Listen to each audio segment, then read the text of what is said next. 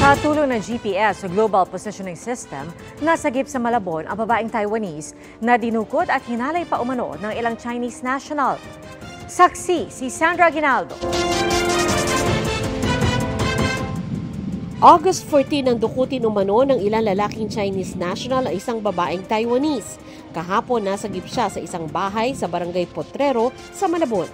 2 sa 7 lalaki na nasa likod umano ng pagdukot ang naaresto ng Malabon City Police. Ayon sa hepe ng Malabon Police, isang Taiwanese informant ang dumulog sa kanila. Natuntun daw nila ang kinaroroonan ng biktima sa tulong ng GPS sa cellphone nito. Pinuntahan po namin yung tinuturo po ng GPS o ng locator at narating po namin yung area. Pagdating po namin doon sa area, nakipag-coordinate po kami sa mga barangay officials at doon po sa president ng homeowners.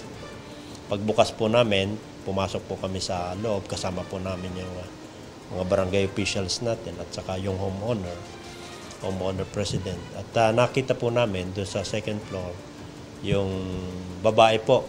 Kwento raw ng biktima, makikipagtagpo lang dapat siya sa isang kaibigan sa Malate, Maynila, pero ang mga suspect ang dinatnan niya. Ilang ulit din daw siyang pinilit na magpadala ng pera sa account ng mga suspect. Meron pong 10,000, may 20,000 US dollars, may 1,000 US dollars. Series po yung pagpapadala niya ng online cash transactions. Sinabi rin daw ng biktima sa Malabon City Police na hinalay umano siya ng 2 beses nang tumatayong leader ng mga suspect. Itinanggi naman ng isa sa mga naarestong suspect ang mga paratak. Posibleng maharap sa kasong abduction ang mga suspect. Patuloy ang investigasyon ng pulisya.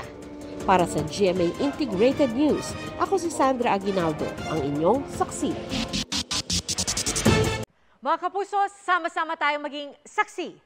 Mag-subscribe sa GMA Integrated News sa YouTube. Para sa mga kapuso abroad, samahan niyo kami sa GMA Pinoy TV at sa www.gmanews.tv.